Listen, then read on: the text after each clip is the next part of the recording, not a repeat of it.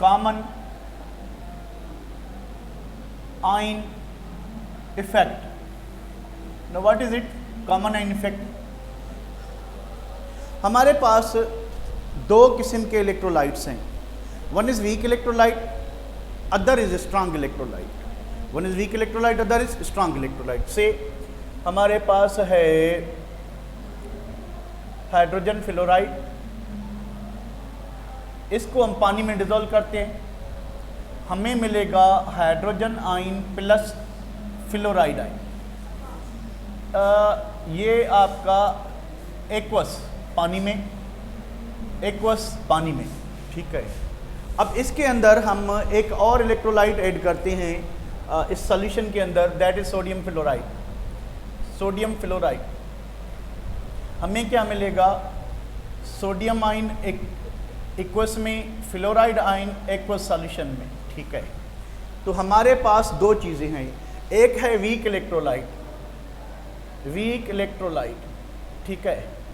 दूसरी चीज़ क्या है? स्ट्रांग इलेक्ट्रोलाइट, स्ट्रांग इलेक्ट्रोलाइट, ठीक है. आपको पता है कि वीक इलेक्ट्रोलाइट पानी में पार्शली आयनाइज होता है, पार्शली डिजोल्व होता है, थोड़े आयंस बनाएगा, और जो स्ट्रांग इलेक्ट्रोलाइट है वो पानी में ज़्यादा आयंस बनाएगा. तो ये अगर स्ट्रांग इलेक्ट्रोलाइट है तो आप समझ लें कि इसकी हाई कंसंट्रेशन होगी, ठीक है, और इसकी जो है वो लो कंसंट्रेशन होगी. दूसरा क्या मतलब निकालते हैं कि इसकी हाई कंसंट्रेशन है और इसकी लो कंसंट्रेशन है, फ्लोरीन दोनों में है, फ्लोराइड दोनों में है, ठीक है. तो इससे मतलब क्या लेते हैं कि जिसकी हाई कंसंट्रेशन वो मोर स्टेबल होगा या मोर रिएक्टिव होगा.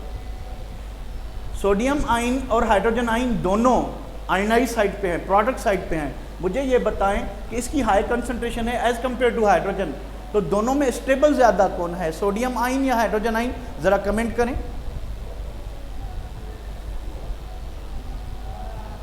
कौन मोर रिएक्टिव? कौन? Hydrogen ion. बिल्कुल आपने सही कहा. जिसकी लो कंसंट्रेशन होगी वो क्या होगा? अनस्टेबल होगा, अनस्टेबल. और जिसकी हाई कंसंट्रेशन वो क्या होगा? स्टेबल होगा. इसलिए वो आयनाइज फॉर्म में ज़्यादा स्टेबल है as compare to unionised form, ठीक है. ये आयनाइज फॉर्म में कम स्टेबल है as compare to unionised form. तो अब जब हमने स्ट्रांग इलेक्ट्रोलाइट वीक इलेक्ट्रोलाइट में ऐड किया तो उसमें क्या हुआ कि फ्लोराइड आयन की कंसंट्रेशन इंक्रीज हो गई. जैसे ही फ्लोराइड आयन की कंसंट्रेशन इंक्रीज होगी तो रिएक्टिविटी किसकी ज़्यादा है, हाइड्रोजन की या सोडियम की? हाइड्रोजन आयन की. तो हाइड्रोजन फ्लोरीन के साथ मिलके इक्विलिब्रियम को बैकवर्ड डायरेक्शन में लेफ्ट साइड ले जाएगा, यानी अनआयोनाइज्ड प्रोडक्ट ज़्यादा बनाएगा. और किसकी अनआयोनाइज ज़्यादा बनेगी? वो इसकी हाइड्रोजन फ्लोराइड, ठीक है. क्योंकि ये वीक इलेक्ट्रोलाइट है, ये आयनाइज फॉर्म में ज़्यादा स्टे नहीं कर सकता. तो जैसे ही फ्लोराइड आयन कंसंट्रेशन बढ़ जाएगी तो उससे क्या होगा कि इसकी जो सॉल्युबिलिटी है वीक इलेक्ट्रोलाइट की वो कम होगी, ठीक है. तो इससे क्या होगा कि जब भी आप, now what is common ion effect? कि it is a process of decreasing solubility of weak electrolyte by adding an strong electrolyte, जिसमें क्या होना चाहिए? एक कॉमन आयन होना चाहिए. इन दोनों में कॉमन क्या था? Fluoride ion. कॉमन क्या था? Fluoride ion. तो फ्लोराइड आयन की वजह से इक्विलिब्रियम बैकवर्ड डायरेक्शन में जाएगा, पर ज़्यादा किसका जाएगा? किसकी सॉल्युबिलिटी ज़्यादा कम होगी? जो वीक इलेक्ट्रोलाइट होगा. वीक इलेक्ट्रोलाइट पे ही असर ज़्यादा क्यों होगा? क्योंकि इसका जो आयन है, दूसरा जो आयन है कॉमन आयन के अलावा, वो अनस्टेबल है.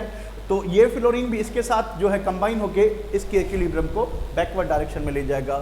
सो how we can define common ion effect? कि when solution of weak electrolyte, when solution of या strong electrolyte यहाँ पे कर ले, when solution of strong electrolyte is added to the solution of weak electrolyte, the solution of weak electrolyte, कि हम क्या कर रहे हैं कि हम वीक इलेक्ट्रोलाइट जो है उसकी सॉल्यूशन में हम स्ट्रांग इलेक्ट्रोलाइट की सॉल्यूशन मिक्स कर रहे हैं, ठीक है. होना क्या चाहिए उसमें? हैविंग वन आइन कॉमन, यानी दोनों वीक और स्ट्रांग इलेक्ट्रोलाइट में एक आयन कॉमन होना चाहिए, भले वो पॉजिटिव आयन हो या नेगेटिव आयन हो, पर कॉमन होना चाहिए, ठीक है। तो having one ion common, as a result क्या होगा? As a result solubility of weak electrolyte is decreased or suppressed, जो वर्ड यूज करें, ठीक है। दिस, अब डेफिनेशन क्या होगी कि दिस लोअरिंग ऑफ कर लें या this decrease in solubility of weak electrolyte, solubility of weak electrolyte by adding strong electrolyte, having common ion is called common आइन इफेक्ट। इसको हम कहेंगे कॉमन आइन इफेक्ट, यानी सिंपल सी बात करें तो कॉमन आइन इफेक्ट से जो वीक इलेक्ट्रोलाइट होगा उसकी सॉल्युबिलिटी कम होती है, और कॉमन आइन में हम ऐड क्या करें? Strong electrolyte.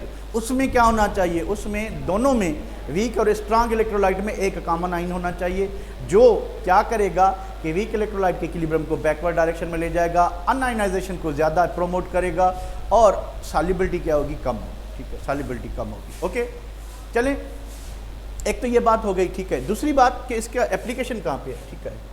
It is widely used in salt analysis. देखिए, एक साल्ट जो होता है वो केटाइंस और एनाइंस का बना हुआ होता है, ठीक है। एक साल्ट, एक पॉजिटिव पार्ट होता है, उसमें एक नेगेटिव पार्ट होता है। साल्ट का जो पॉजिटिव पार्ट है वो बेस से आता है, उसको बेसिक रेडिकल कहते हैं। साल्ट का जो नेगेटिव पार्ट है वो एसिड से आता है, उसको एसिडिक रेडिकल कहते हैं। और साल्ट में कौन सा एसिडिक रेडिकल है, कौन सा बेसिक रेडिकल है, यानी कौन सा पॉजिटिव पार्ट है, कौन सा नेगेटिव पार्ट है, इसकी डिटरमाइनेशन को हम, इसकी आइडेंटिफिकेशन को, इसकी कैरेक्टराइजेशन को हम कहते हैं क्या? Salt analysis. तो साल्ट एनालिसिस में हम इसको यूज़ करते हैं। फॉर एग्जांपल, एक सिंपल एग्जांपल लें, NaCl।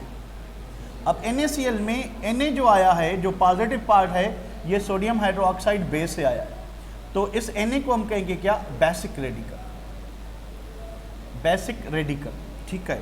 इसमें जो क्लोराइड आयन है, जो नेगेटिव पार्ट है, ये कहाँ से आया है? HCl से, इसको हम कहेंगे एसिडिक रेडिकल।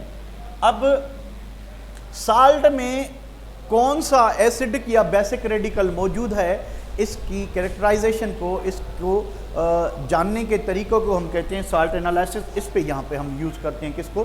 कॉमन आइन इफेक्ट को, ठीक है।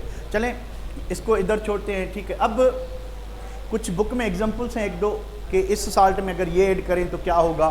For example, sodium chloride moderate electrolyte है, यानी it is neither a strong electrolyte nor a weak electrolyte. आप इसमें क्या मिक्स करते हैं?